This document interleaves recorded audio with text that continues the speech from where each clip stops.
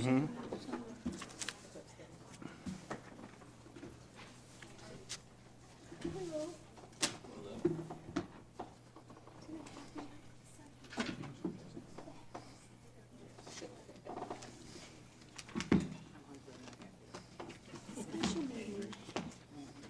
How long do we need for executive session? A little while. A little while? 15. Okay. All right, I will call the meeting, the special meeting of the Federal Way City Council to order for September 17th, 2024. Would you all please rise for the Pledge of Allegiance? I pledge allegiance to the flag of the United States of America and to the republic for which it stands, one nation, under God, indivisible, with liberty and justice for all. All right, good evening, everyone.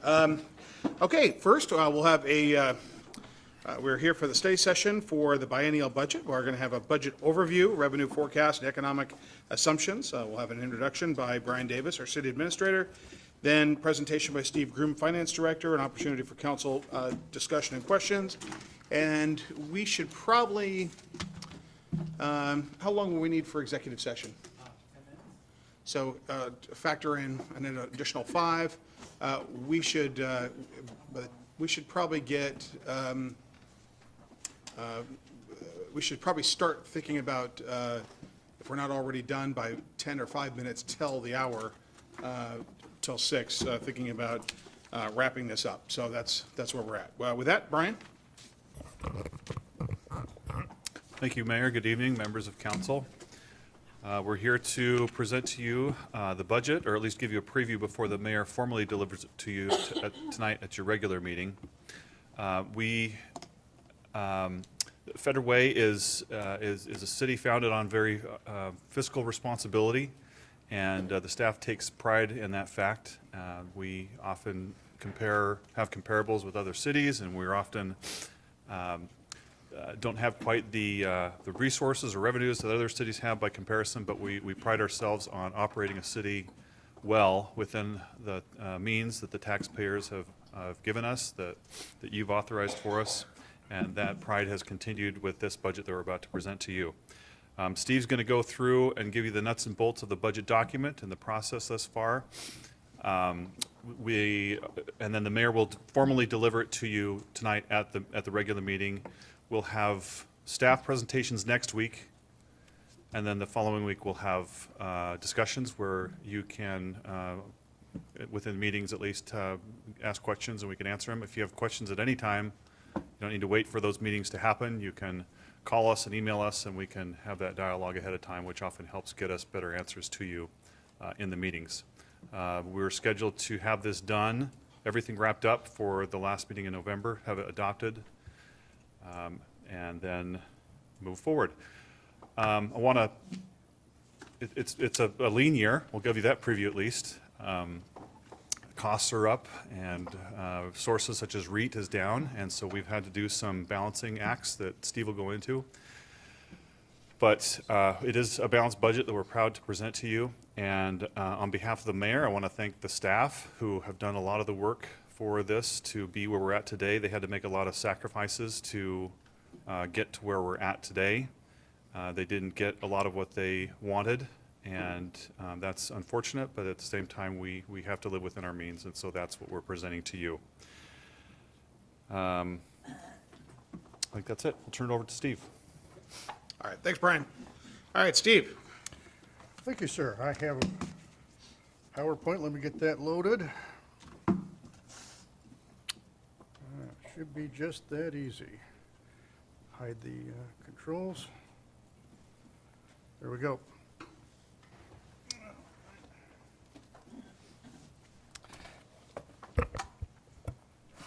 Thank you, Mayor, Council President, City Council, members of the public who's watching. It's my pleasure to start off explaining the budget.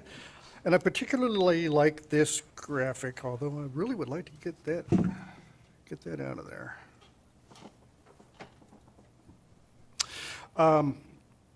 I like this graphic because it takes a lot of focus and perseverance to get to a balanced budget. And during challenging economic times that we have, I think that this kind of fits. Although this suggests that you get to ending point, and I don't think we ever really get out of the woods. We can even adopt the budget, and even as we adopt it, we'll be finding out new information, and course correcting never ends as you run a city. Before the budget's adopted, something may arise, but this, Mayor, you mentioned we need to be done by 6. This presentation should take 43 minutes. Not saying I rehearsed it a lot, but being cognizant of time, we will have time for questions and discussions. The outline for this discussion is this. The budget book, which is uploaded to the city website, it's on the finance pages. Some of you have printed books with you, but you don't need them with you. I will walk through screens that will perhaps explain that. The book is 340 pages long, but I hope anyone can find anything they're looking for by starting at the beginning. 2 things. Starting at the very front, you've got the table of contents and you've got the mayor's message. From those give you the big picture, and you can drill down into the details anywhere. The budget process, staff in all departments have been working since January to get us to the place where we've got the mayor's proposed budget in your hands. I will outline some of the challenges that you should know about, as well as some proposed solutions and what the challenge is left to get us to the finish line, which is the formally legally adopted budget. A city budget process includes some statutory steps on lodging tax and property tax, so I'll make sure I include those. Forecasting. We're all aware that we're going through interesting economic times, and I'll show you what we've been thinking as we forecasted revenue. And at the end, I have a menu of tools to choose from, budget tools at your disposal. We'll look at the recommendations that went into balancing the budget, and at the close of every study session, we want to hear from you. What questions you have that we can bring answers back to. Boy, I wish I could get rid of that little black box, and I don't know how to do that. Nope. Just gonna close it? Thank you. Oh, there we are. That's what I need. Still sharing the screen though. Just make sure. He just shows up and disappears. Right? Dropped in your message. Thank you. Okay. There's a big, long 2 or 3 page table of contents, but this is the outline of the table of contents. This is the structure of the book. The budget message, that's the executive summary from the chief executive of the city, and it's a pretty comprehensive message. The citywide section, section 3, the citywide budget, that's a section where we look at slicing and dicing the whole entire budget of the city, including all departments. There's a section on long-range financial planning, because we need to look forward a few years, although I will tell you it's been pretty tough just to look forward 2 years as it is in the current roller coaster of the economy we're in. Then there's 2 sections where we look at the budget divided up 2 different ways. One is by department, one is by fund. There is a debt section, and that explains the debts, the city's debt capacity and the existing budgeted debt. The capital budget section, that's where I think last year we had a much shorter budget book, and I have to give credit to Chase and David on finance. They put a lot of time and effort to get all the files linked, and this year we included that. The capital section is 100 pages long. It lists you'll see summaries of the capital plan for parks and one for public works, but you'll also see 1 page for every single project. And then lastly, there's some stuff in the appendix that includes information that first-time readers might not know about. We explain the budget process itself, and then the financial policies of the city are summarized there. So if someone was to read nothing else, they should read the mayor's budget message. It's only 10 pages long. It covers a great deal of information. And here, this is all the things that are covered in a really high-level summary fashion, but it really summarizes the whole entire philosophy of the budget and what we did. And then each of the sections of the mayor's message, you can drill down farther into the book and find detail. And in the mayor's presentation this evening, he's going to be talking about that, so I'm going to flip the page and not steal any of his thunder. Pages 21 and 22. Now here you've got 2 dense pages that list the left page is 2025, the right page is 2026, And this, you see all those little yellow check marks in the margin I just put? This is what my accounting staff uses to confirm that every single fund in the budget ends 2026, ends the biennium, not just with a positive fund balance, but with at least the minimum reserve policy fund balance. Each of these pages lists every single fund in the city, and it starts with the beginning balance for the year, adds revenues, subtracts expenses, and shows the ending balance for each year, which then carries forward to the next beginning balance. And by the way, I have a little red box here to remind me that there are 22 funds that do have minimum reserve policies. This is the actions of previous councils, and that's to be found on page 319. You can find the policy intent of the council for each of those on those pages. Pages 26 and 29, this is where we've got a lot of detail on the citywide expenses. Now, there are tables and a whole lot of numbers. I'm only showing you the simple graphs, the simple pictures. Across all funds, that means the entire city, nothing left out. And so if you want to look at the resources of the city where we're spending the money, those show you that. And then the same is true for the general fund. General fund is usually of a primary focus because everything else is restricted. The general fund is the one that's free to do anything. That's good news because the general fund resources can be spent on just about anything. But it's bad because, after all the restrictions in the other funds and funding sources, this becomes the fund that everything looks to. It has the most demands on it. And requests always exceed funding. This is where, general fund is where we have police, public works, parks, planning, code enforcement, and all the administrative departments. Now, as I look at these pie charts, I mean, it's kind of obligatory to use pie charts, but some cities have this little budget tool where they'll say, how would you as a citizen spend the money of the city? Now, that suggests it's a zero budgeting process. If you were to start over from scratch, how would you do that?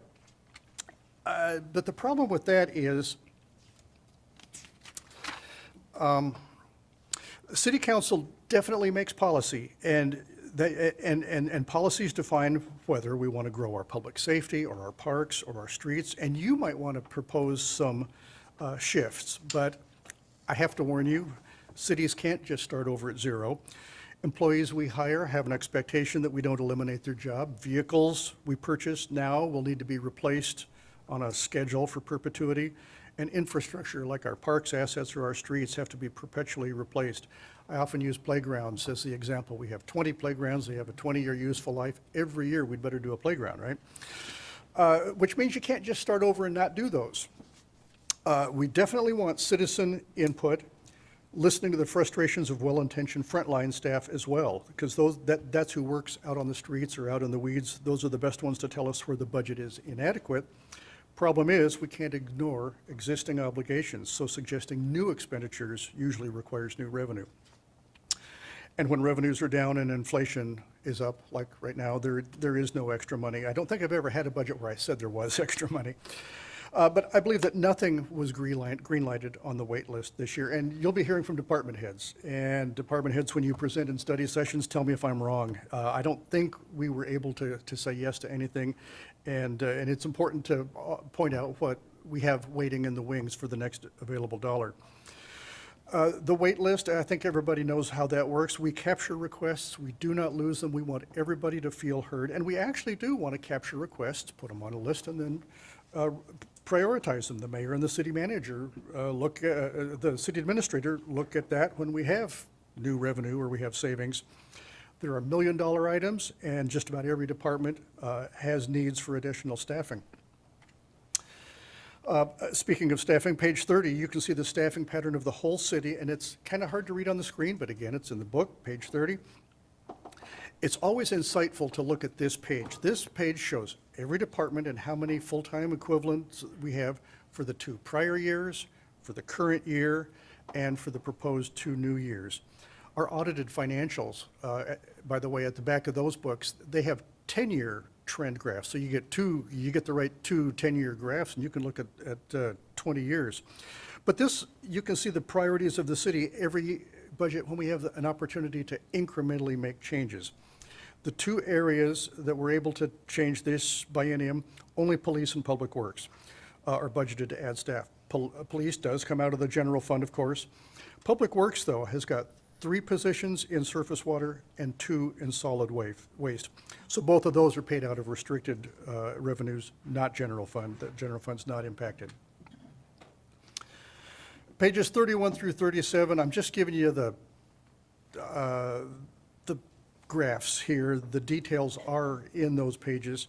That's a whole section of the book that articulates quite a bit of detail how our major revenues are forecasted. And I'm actually going to show each of these and what we were thinking in this presentation.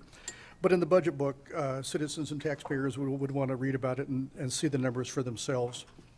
That's where those are to be found. So let's talk about the budget process itself. 8 months to get to balance. The way that you balance it, the way that you start is, and I don't think I'm being exaggerating much when I say I want to capture all the bad news. We take input from every single department. What do we find out from running the city this year that we need to know about next year? There are obligatory increases, contracts that we have, price increases that we hear from vendors. It's better to find that out up front than be surprised later. Starting in January, finance, of course, starts forecasting revenue, and you've seen that every month in the monthly financial report that comes to FedRAC and then on to council and on consent. You already have a sense of where the revenues are going. Then we do the math and find out if we have a positive number or a negative number, and from there, it's prioritizing and balancing, which is a fancy way of saying juggling. In a nutshell, we want to know whether the increase in forecasted revenues minus the increase in non-discretionary costs is going to be a positive number or not. When we did that, our first look was, yes, expenses had increased, but the revenue was mixed. We didn't have some of the revenue increases we had 2 years ago at the previous biennium. Our first look at the budget was a $3 million deficit. If I could, talk a little bit about services and infrastructure. If you think about cash flow like water flow, here I'm showing green being good and red being bad.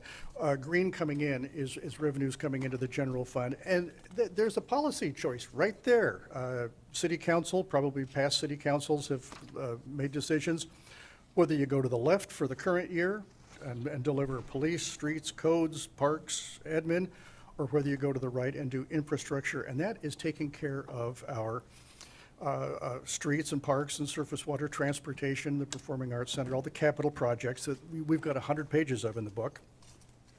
But general fund is not the only game in town. There are other funds, each of them restricted. Some of them have their own revenues. Some of them require some input from the some help from the general fund. And on top of that, we have some of the internal service funds where we collect the expenses that support all of the funds, things like risk management, IT, fleet, buildings, unemployment, health insurance. Each of those funds contribute, whether it's allocated by square feet or number of employees or what have you. And then at the end of the day, you want to make sure that the general fund has got reserves and each of the other funds have reserves. That's the complicated way to show how the city budget is structured and how we go about figuring out how to budget. Now, the biggest challenges that we knew about up front, and I think you've heard about, I think you know about all of these. We knew that we were building the maintenance and operations facility, which meant we had to put $3 million of debt payments in the budget. Last biennium, we knew that we budgeted not enough expense for jail cost. We've had to accommodate adjustments in this current year. So we knew we had to budget higher this biennium. And then we also knew that our financial system, that's the Tyler Technologies Eden system that the vendor put us on notice by 2027. They are going to sunset. Us and hundreds of other cities, some have already implemented, so we were able to piggyback some of their process. But these were the biggest challenges that we knew about. Some of the less big, but still, some of these have big price tags, but they're not insurmountable. No one problem is terrible, but taken together, they sure add up. So we had the body cam vendor cost, the animal control contract, the 911 Valleycom increase.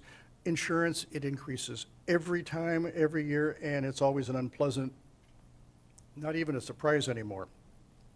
I don't have specific numbers on employee payroll or public safety prevention or improving fund balances. Those are the big challenges. Those are the ones we want to take care of. They're a big priority. There's some level of discretion in those. And then when we talked to department, the small challenges, built into our staffing cost across every department, we know employees, what they're making, what their next step increases, we can build those in for the next couple of years. We know what those dollar amounts are. On the healthcare benefit increases, some of those are a percentage of salary. So when salaries go up, pension costs go up, the federal withholding that goes to the IRS goes up. But some are fixed, some are healthcare costs from healthcare vendors, and those are known costs, and those all add up. And I have a whole list of small lines. I'm not going to read any of that, but that's just an example of primarily what a lot of the small things that we had to build in are. When we get to some of the department presentations and the study sessions, you can hear about, they're the better ones able to describe their situation in each of their departments. I know a little about all departments, but they're the better ones to speak to those.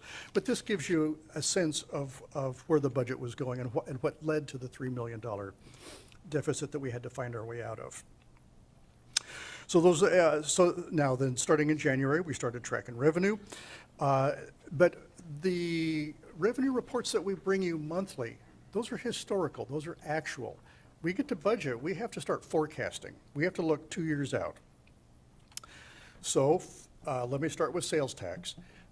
We have a data table. I've got the monthly remittance from the state every month, every year, going back years. But you get to up here in the what's left of the current year. I've got it highlighted in yellow, and those are also rounded to thousands numbers to show you that they're estimates. These are the months we have to forecast. So we tinker with some percentages, and we look at the economy, and we look what we think the Fed is going to do, and we look at cycles. We know that right now we're going down. It's when is it going to go up? When it does go up, how much will it go? This is where we're at the moment.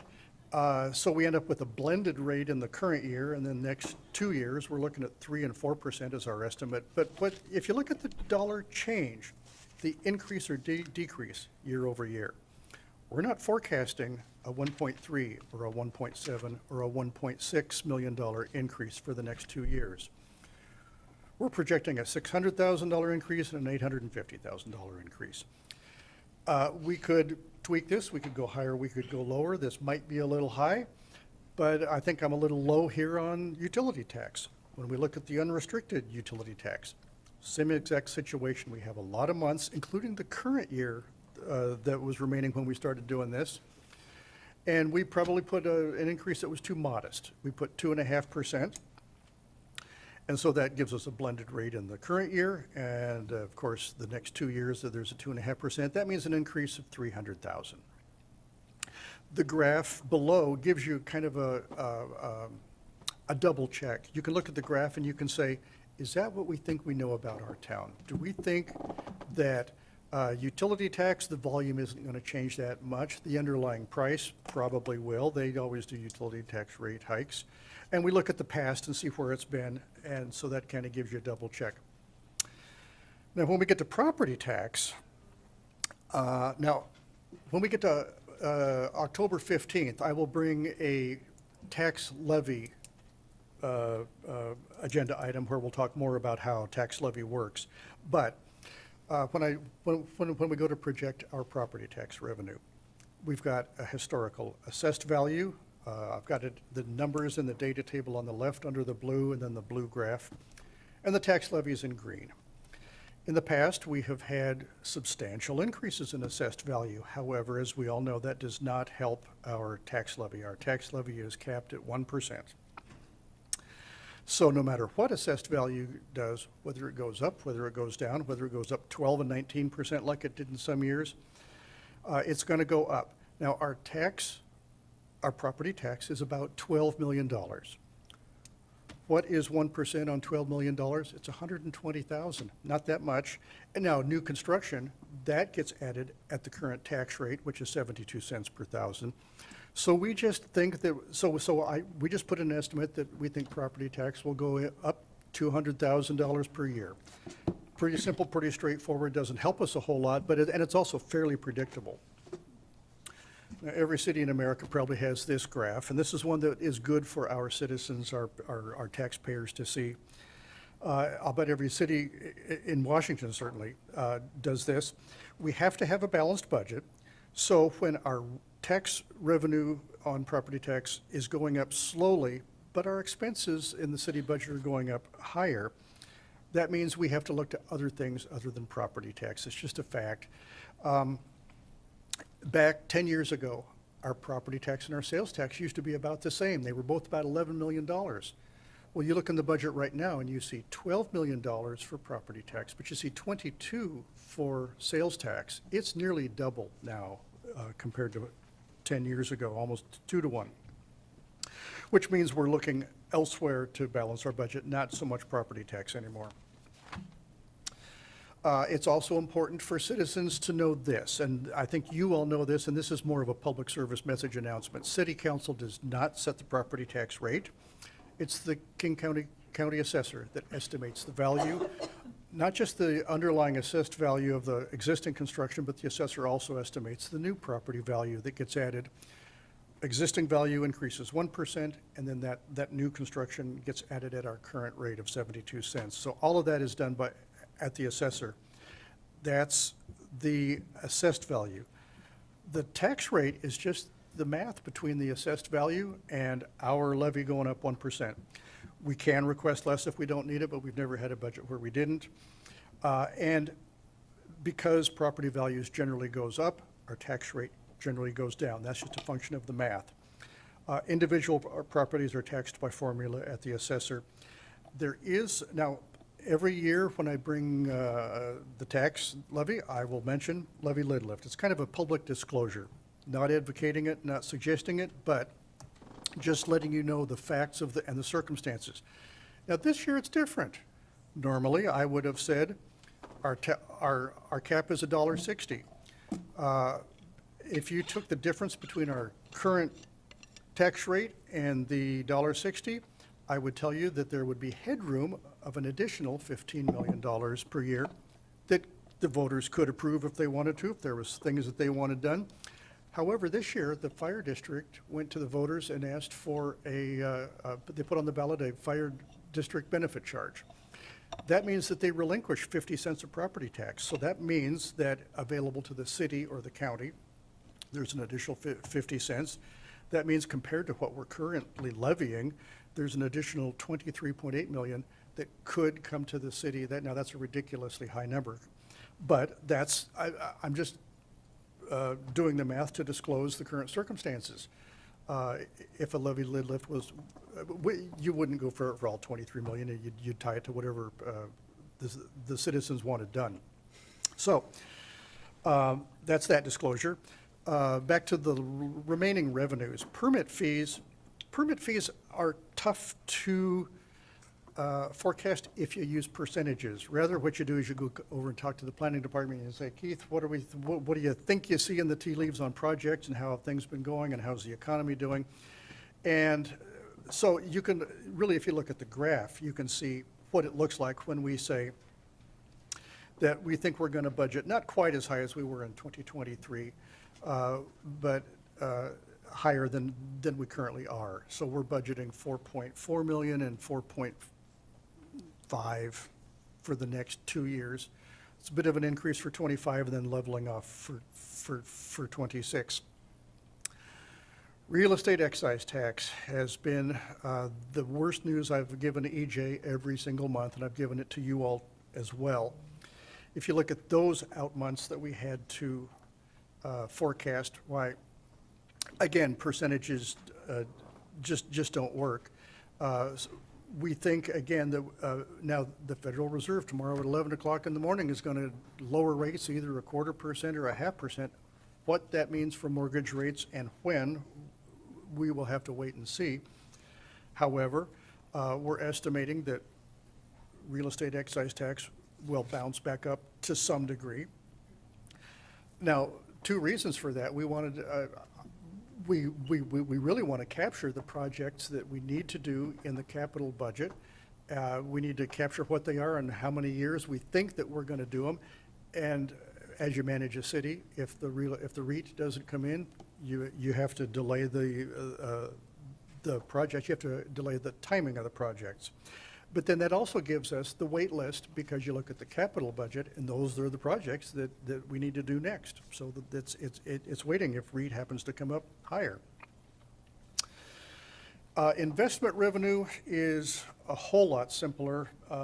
As you know, we invest long-term. Every investment we purchase generally is 5 years out every single month, so we have a rolling ladder that is going to be much more smooth. We're forecasting that interest rates will decline down to 3.6% by the end of December 2026. They're currently at 5.4%. The cash balance was interestingly forecasting our cash. This excludes bond proceeds, because we are investing the bond proceeds, but they're not budgetable. Interest that we earn on the bond proceeds has to go to the project, so that will get spent on the maintenance shop itself. However, we got cash back from the purchase of the land acquisition that we had done an interfund loan. That got paid back. That came back cash to the cities, an extra $6.7 million, I think it was. So that raised our cash, and we also anticipate, we gave ourselves a 3-year window for the interfund loan on that old Target property. So that's another $4.8 million that we need back by November of 2025. And so interest revenue, we forecast in the current year, we are getting close to $4 million. I think we actually are going to do $4 million, and in the next year it'll go up just a touch, but then I think it will start declining. Enough about that. Lodging tax. Lodging tax has bounced back clearly from the pandemic, and so the out months, we just forecasted 2%. But when you do a 2% increase, there's a little blended rate that's actually doing better than that in the current year. We think revenue is going to be better than budget this year by $8,000, and it'll be better than budget by $6,000 in the next 2 years. Those are not big numbers, but still, that's seems fairly reasonable and fits how they've been doing. Now, we took this to the lodging tax because we have a little subroutine that is required by state statute.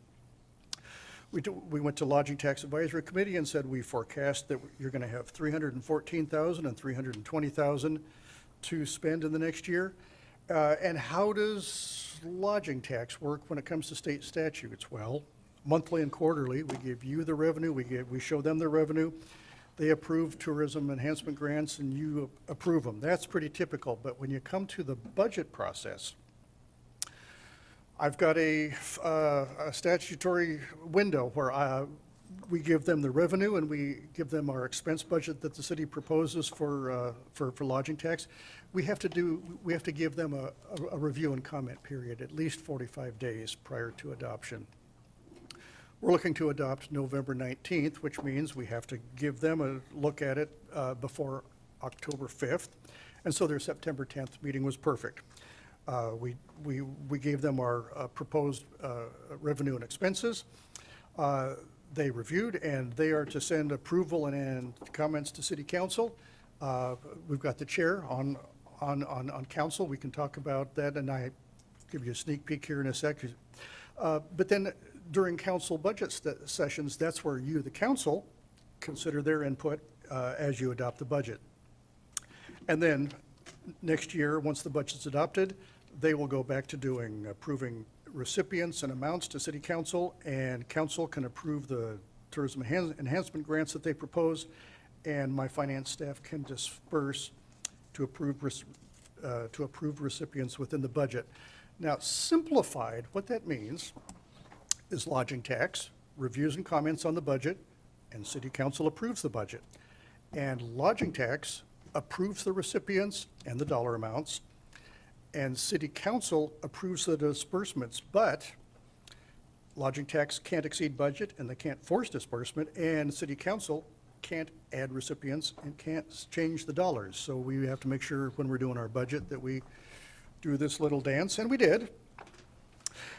Here's what we proposed. We have a $100,000 and a $250,000 and a $150,000. There are three categories that are permitted to be spent lodging, that you can spend lodging tax dollars. Tourism enhancement grants fall under tourism-related events, and we do those. In the current biennium, we had put in $65,000 per year. That was about double what they had been doing in prior years, but we found out this year that was inadequate, so we bumped that up. Tourism marketing, this is something we have done in the past. We did, back in 2019, we did the electronic signboards, and in 2017, 18, 19, we charged some staff to do tourism marketing. You will hear more on the details of this from Tanya Carter. I think coming to FedRAC is where the details of that will come. And then the third thing that you can spend lodging tax on is a municipally owned tourism-related facility. We proposed $150,000 for Performing Arts Center support. Now, I would really more honestly characterize that as general fund support. General fund typically has been budgeting $1 million per year to support the Performing Arts Center. This year, because of their prior performance and their fund balance, we put into the budget $700,000, which is a lot less. But we also asked the Lodging Tax Advisory Committee if they thought that supporting the Performing Arts Center would be something that they thought would be well spent, a good return on investment. They concurred, so they did say yes. And I have to tell you, I am a big fan of the Performing Arts Center, not just for lodging tax and not just because they're helping the general fund balance the budget, but I also genuinely believe that the Performing Arts Center is the flagship for the city, that the citizens, the local retail economy, what else do we look to? I have a little graphic here to remind me because I think that the Performing Arts Center is our Space Needle. So that's my little marketing pitch on that. So how did we get to balance? These are the tools that we have. This is what you can do to balance a budget. You can increase revenue. You can push your estimates, your forecasting, your optimism. That's generally not a great idea because if you forecast revenue too optimistically, what have you done? You've covered expenses now that are not going to be paid for if the revenue doesn't materialize.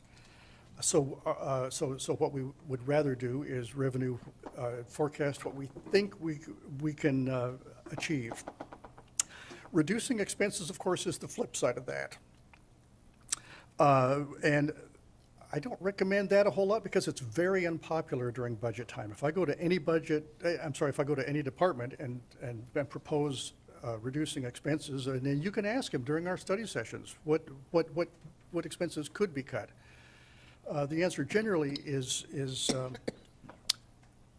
not a positive one, but I will add that we did contemplate, as we were trying to balance the budget, we actually had a conversation about should we go to the departments and ask them to give each one of them a dollar amount and have them find cuts.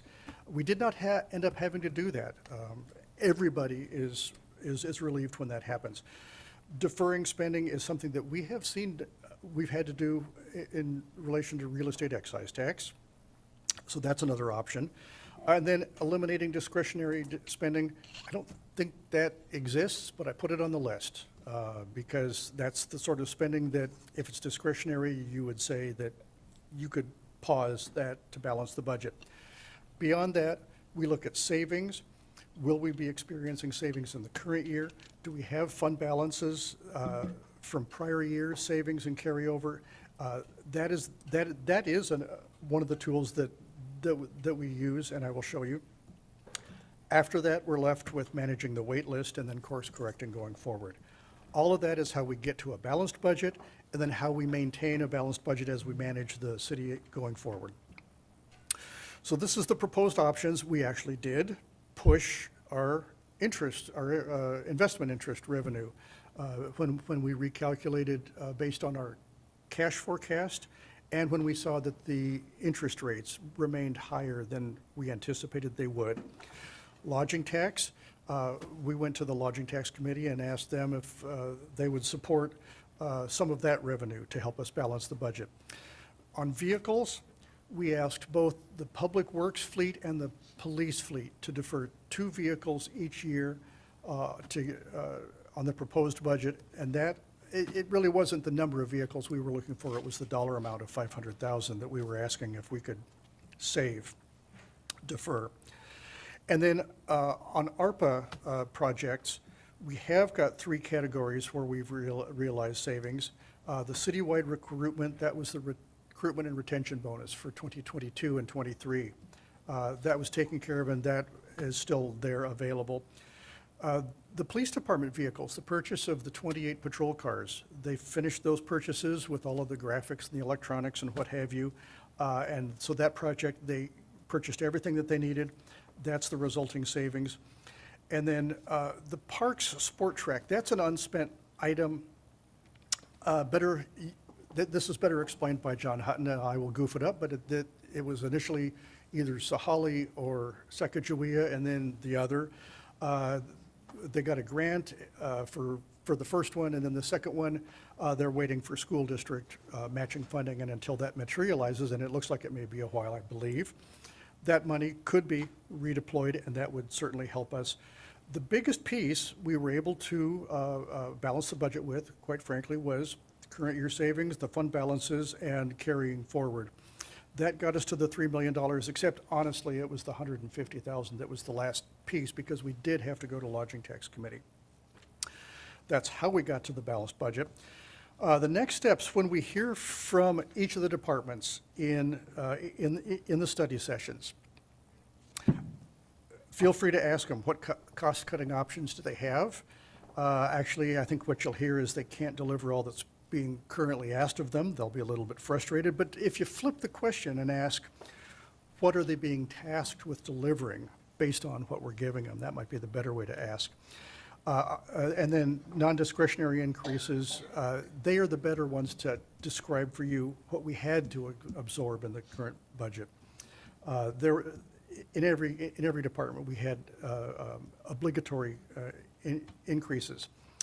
So then the last steps at your level, at council, would be to look at policy level priorities. Are there any shifts that you want to contemplate? And then what further options do you want us to consider? What options do you want to look at? Both of those generally come back to lack of funding, because money will do everything.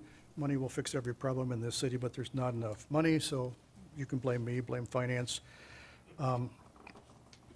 The budget calendar, we have marched through the year and we find ourselves here. Mayor will be highlighting the accomplishments and at the regular council session, and then we begin the council briefings where we review and study department by department. Ultimately, we'll make any prioritizing changes and then get to adoption. Today, September 17th, we are doing this very short, 5:45, I'm doing okay. Revenue and budget process study session. Regular session, we will hear from the mayor. Monday, we will hear from municipal court, police, and public works. That's a 5 o'clock meeting, but I think it's open-ended. They won't have to limit themselves like I am here. And then next Wednesday, we will hear from Parks, which will include Performing Arts Center, Dumas Bay, and the Community Center. Brian Davis will cover all of the other departments. And then if we need them, Tuesday, October 1st and October 15th would be the sessions where we come back and do more discussion and deliberation. Have you ever heard this expression, my brother against me, my brother and me against the neighborhood, me and my neighborhood against the town? If you've had siblings, that may resonate. Well, what does it have to do with budgeting?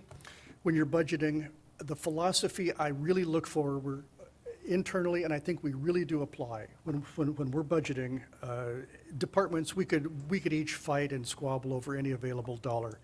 But instead of you against me, it's you and me against the problem of not enough money. So I invite you to join us in the problem. That's my presentation. I'm open for questions. All right, council, open it up for questions. Councilmember Tran. Thank you, Mayor. Thank you, Steve, for your presentation. I do have two questions. The first one is, earlier during your presentation, you show the pie chart where it showed public works in 2025, if I remember correctly, the expenditure was about $130 million, and then in 2026, it went down to $89 million. So the difference is $41 million. How is that? I'll bet that's the spending on the maintenance shop. I'm just guessing. That is correct. Oh. And other capital projects that get budgeted in the first year versus the second year. Okay, got it. Thank you. Chase, did I tell you I appreciate you? The other question I have is, so the Fed is ready to cut the interest rate, right? Yes. Very, very soon. Tomorrow at 11 o'clock. We just don't know how much, right? So is it time for us to invest a little bit more so that we can lock in the interest rate right now, the better rate? Yes, we will. Except I think we've pretty much maxed it out. We're leaving $20 million as liquidity in the state pool. We're not investing the ARPA money long-term, because we know that that will be spent, and then the same is true for the bond proceeds. Everything else, I think we bumped it, we were at 60 million, and I think we've got 72 million. Yes, we agree with you. Thank you for your support. Thank you. 100%. Okay, the questions in this order. Councilmember Honda, Councilmember McDaniel, Councilmember Asefa Dawson, then Councilmember Walsh, then Councilmember Dovey. Councilmember Honda? Thank you. Thanks for giving us a budget book. I've been trying to find what the salaries are for staff in here, and I can't find them. I'm having trouble hearing. Are the I'm sorry. salaries? Salaries for staff, I can't find them. Salaries, are one of our biggest budget items. Can you tell me what page they might be on? Are you looking for a salary schedule? Yes. I don't think we have a salary schedule in Could we get one? budget book. I'm sure I can. Yes, would be the answer. Okay, thank you very much. All right, Councilmember McDaniel. Thank you, Susan, for taking that question off my list. I have a couple, just because it's my first one, I have a few questions on just what I'm reading through when I'm looking at this. The first one is, when I'm looking at some of the budgets, you've got different classifications. One of them is adopted, adjusted, and projected. I kind of assume I understand what the adopted is, what the budget has in it.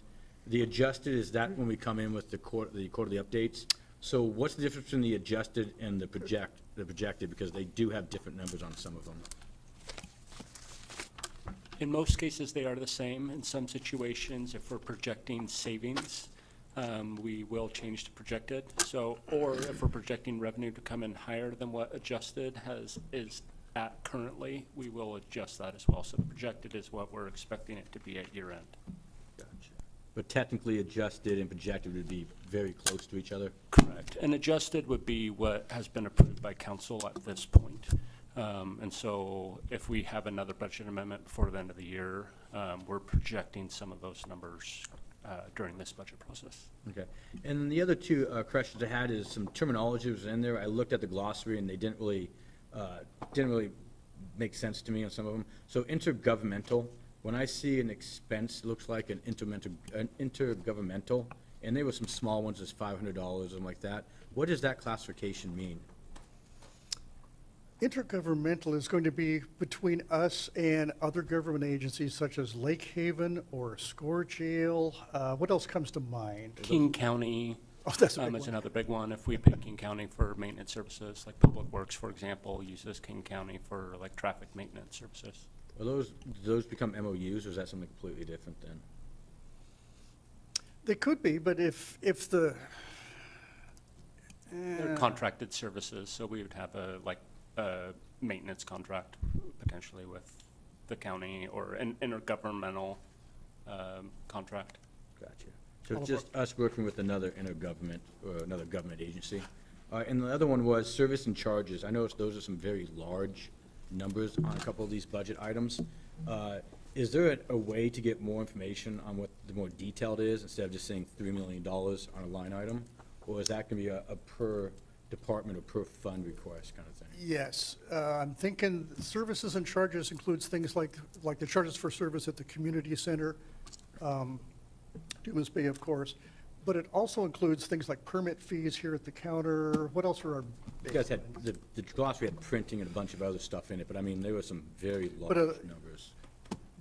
Do we have a schedule that we could, We could get some split out on some Yeah. of the larger items by department. Yeah, because we do use major categories. Those are in our object codes that start with a 4 per kind of the state's guidance.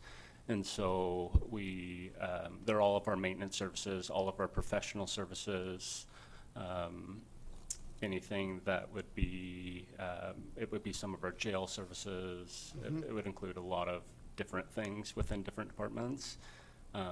All of our general fund grants that we pay out to, you know, human service agencies, those are professional services. So there's lots of different items Yeah. under there.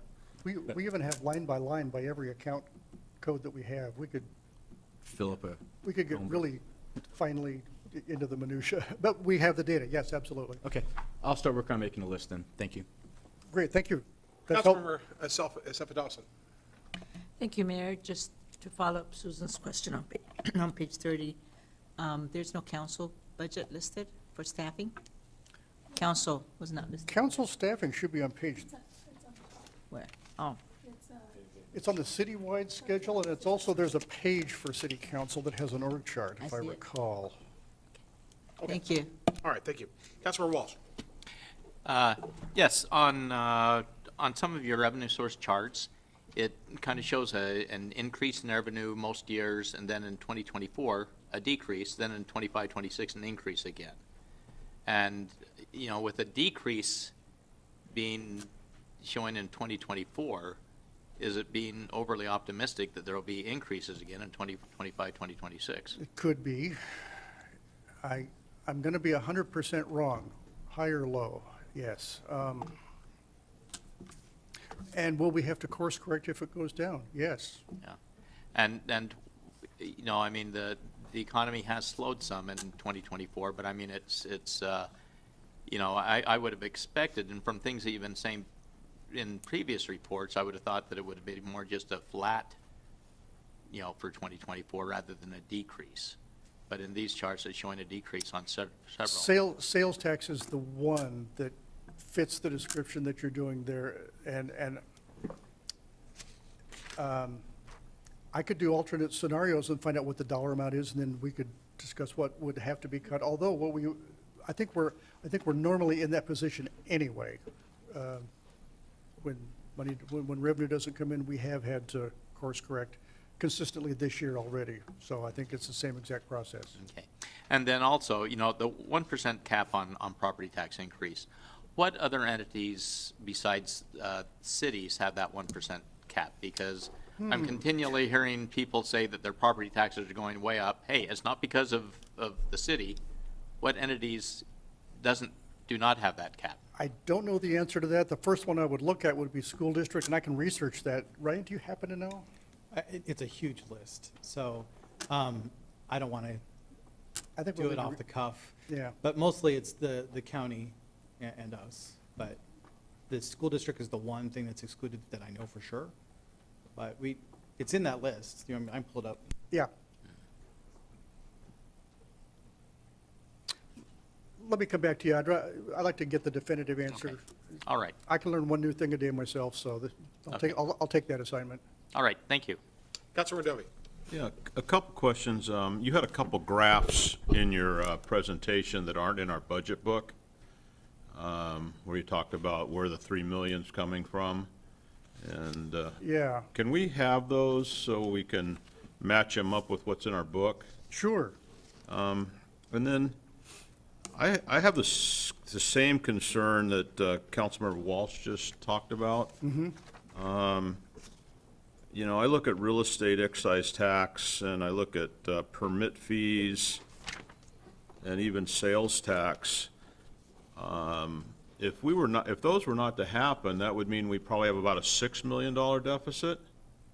I mean, you said 3 million in your first chart there, and I look at those and I run my numbers, and they come out to about 3 to 4 million if they don't hit those numbers.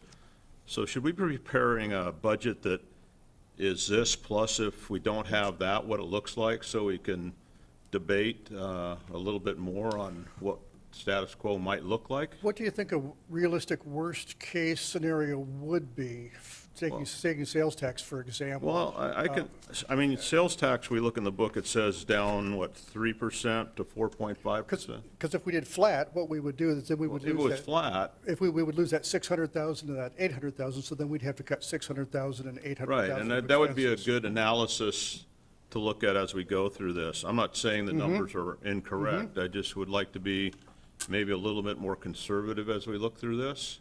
I mean, we've been through this, some of us have been through a budget, I call it the Beats budget.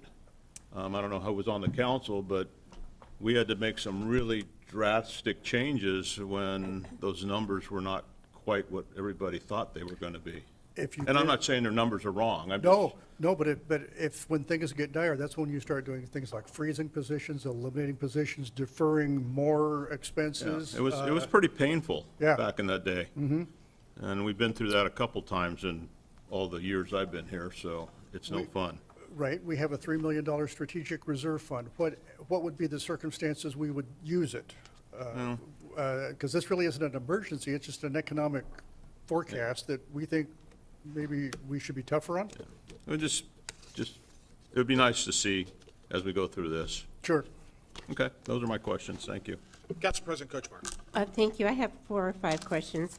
So with regard to Councilmember Walsh's 1% property tax, it's beneficial if you get the dollar chart, and you have a dollar bill, and it's split Oh. into the different, where the different portions go. You know, so much for the school, so much for fires, library, and so much for the city. It's just as helpful to remember that one. I think it's in the mayor's Okay, message, yeah, page 16. okay, there we go. I don't think he would let me omit that one either. Okay. Okay, well, that helps. With regard to that, would you, well, I have 4 questions, but kind of more of a major one would be about the levy lid lift. Could you go over that a little bit, just to remind us what that, I'm not suggesting it, I'm just Yes. overview. Yes, we currently get $12 million in property tax, but our current tax rate is 72 cents per thousand. Our new maximum rate is $2.10, which means we could go to the voters and propose an increase in rate. When you multiply the assessed value of the whole city, which is what, $16 billion, times however many cents you raise, that would be additional revenue in property tax per year. We have a ceiling that would accommodate up to $23 million. That's why, which is a very large number. But our current tax rate is at 72 cents compared to Yeah, the I ceiling know of there was a of large- 210. Large.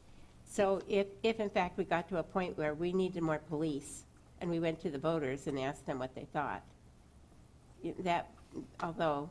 That is, credit agencies look at our capacity to levy taxes, and that's our tax rate is so low that they see that as tax capacity, yeah. Okay, in your challenges, on your, I think it's around pages 31, 37, and then after that, you start talking about challenges. There's one called 1.2 million for financial system replacement. What's that? That's the city's computer system that we use to do accounting with, payroll and accounts payable and Okay, budget. okay, yeah. And then below that was First Student Transportation Day Camp. Just wondering what that is. It's just picky, you know, I'm just curious what it is. I'm sorry, tell me which one that was again, please? First Student Transportation Day Camp. It was underneath the financial systems replacement, 1, 2, 3, and then you had 4, 5, 6, and there were smaller ones. That's the transportation services that's used for the day camp that is held at the Federal Way Community Center. That's the increase, that's the Gotcha. contracted increase. That's what that is. That's Thank you. weekly field trips. We Oh, take them. And they're wonderful, thank you. You're welcome. Just wondering. All right, and then the Amazon warehouses, you know, I know that they're dispersing from the Amazon warehouse, but do we get any tax benefit from having the Amazon warehouse at Weyerhaeuser is going to be Amazon? And so they'll be dispersing the boxes from there, you know, the sales. Do we get any sales tax from that? If it's delivered within Federal Way, we do, because sales tax is levied at the point of delivery, which means, which means a lot of it may not be.